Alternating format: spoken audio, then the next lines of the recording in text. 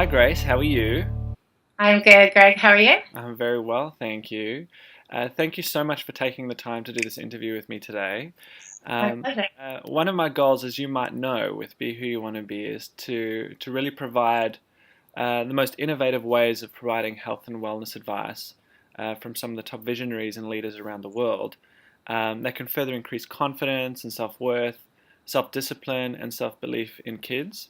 Mhm. And your approach to health and wellness, I believe, will definitely really add extra value to our already growing resource of information around this area.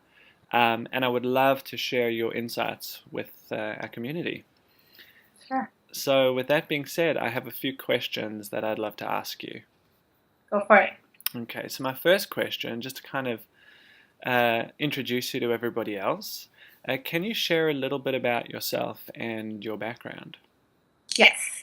I am a nutritionist, predominantly a raw vegan nutritionist, and I'm also a yoga teacher. And I'm currently living in Nicaragua where I facilitate yoga, vegan, surf retreats. All the retreats that I do are a little bit different. So in Nicaragua, I focus on yoga, vegan food, and surf with a bit of cultural activities and volcano trekking and fitness activities. And then I also travel to Bahamas where I do a lot of juice fasts and teach people about nutrition and raw food. But my whole thing is, my passion is teaching people about yoga and how proper nutrition can enhance your life and make you feel happier and more fulfilled in your life. Fantastic. That's awesome. Well, that kind of leads me to my next question, which really is about the main areas that you focus on. So, what for you? What are the main areas within the health and wellness space do you focus on, and why? Uh, I'm very passionate about nutrition. My father actually, he was diagnosed with prostate cancer that had moved to bone cancer, and he had less. The doctors told him he had less than 10 months left to live, and that he should start planning for his funeral.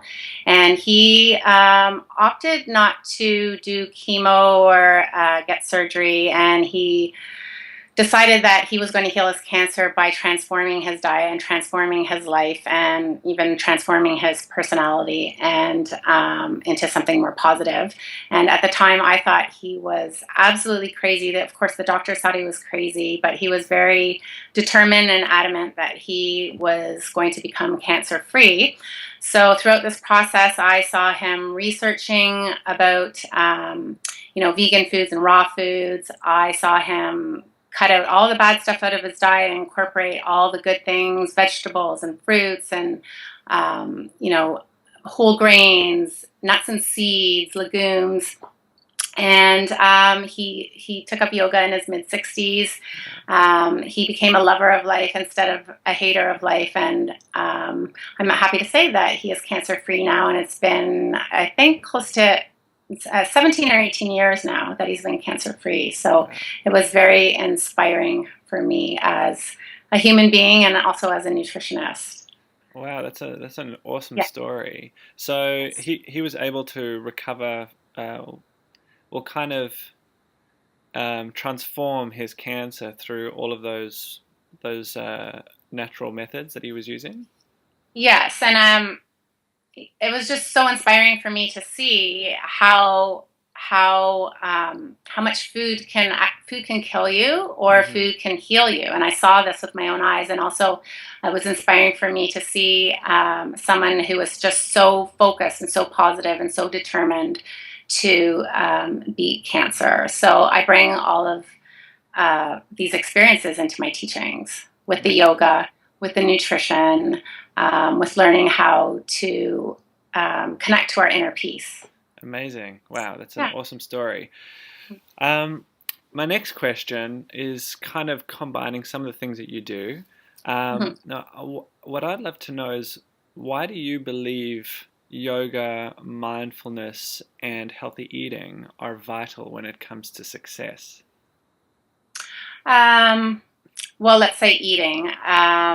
when you're eating foods that are filled with life and foods that are filled with prana and foods that are filled with energy and vitamins and minerals and antioxidants and phytonutrients, and you're eating foods that are alkaline as opposed to acidic, you're giving your body energy. You're infusing your body with energy, as opposed to eating foods that are processed or high sugar or filled with bad fats.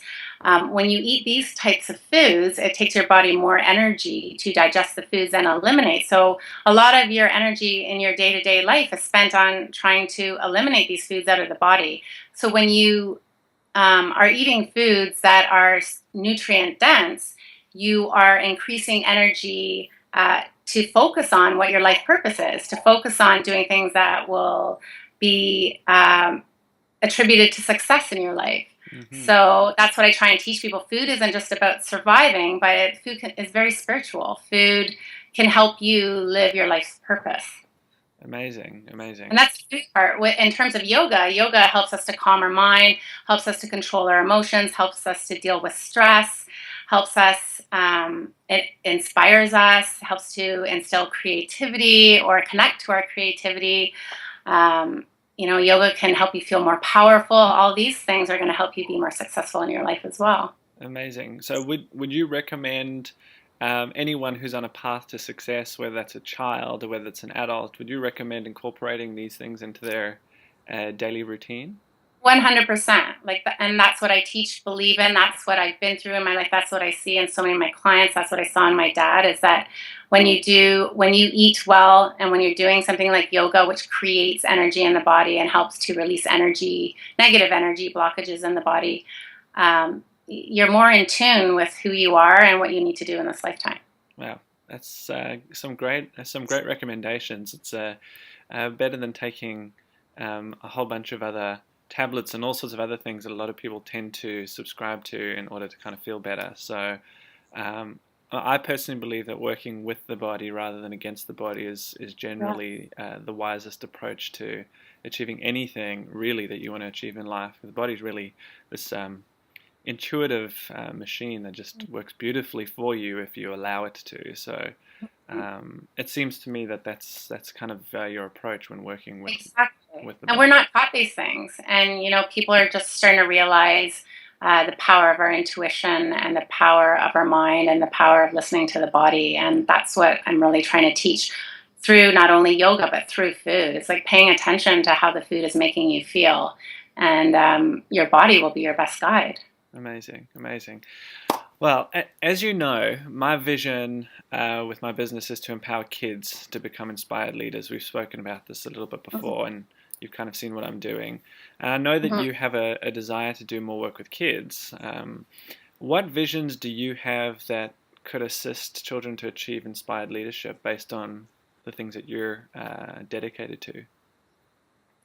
Well, again, through yoga and through nutrition, I just feel like these things help to empower not only an adult, but a child too. And when we are empowered, we make the decisions in our lives that best serve us. So teaching, I wish I learned about nutrition in school, and I wish I learned about things like yoga in school. And I think this is so important for kids to learn this at a young age, how to control your emotions, how to control your stress levels.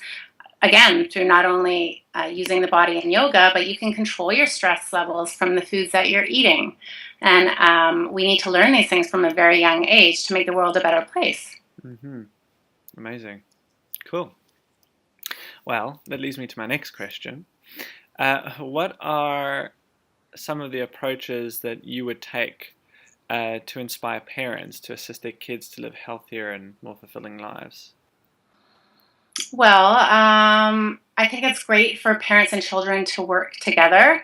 So even taking yoga classes together, or what has worked really well for me in terms of the nutrition part is having parents and kids come together and taking cooking classes, or even if they didn't take the cooking classes, making this an activity that parents and children can do together. I think, it teaches the kids a lot about different foods and the body, and it empowers them to just try out new recipes and have fun in the kitchen instead of a parent just saying, here's your food, eat it all. Like the kids become more invested in what's happening to their body and where the food is coming from. So it's not only a learning experience, but it's also a bonding experience between parent and child.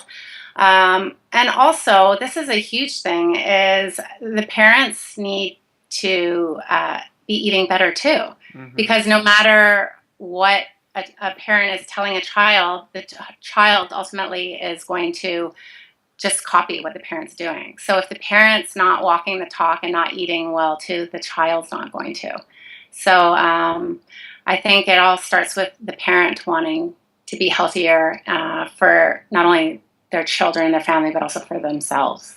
That's a great answer, actually, because a lot of what I do when it comes to human behavior work and personal development work, especially when I've consulted with parents about their kids, one of the first things I say to them when they kind of say, "Can you fix my child? Something's wrong with my child. They need help." I usually say to the parents, "Well, your kids are usually just reflecting you. So how about we sort you out and we can see if that can start changing the way your kid behaves or the way they manifest certain behaviors, because some of that's just is just copying you, and it's just mimicking where you're at." And I find some of the, I mean, I've done some work, especially around food, actually, with a family that was dealing with uh, a child who is potentially on the verge of being diagnosed with ADD or ADHD.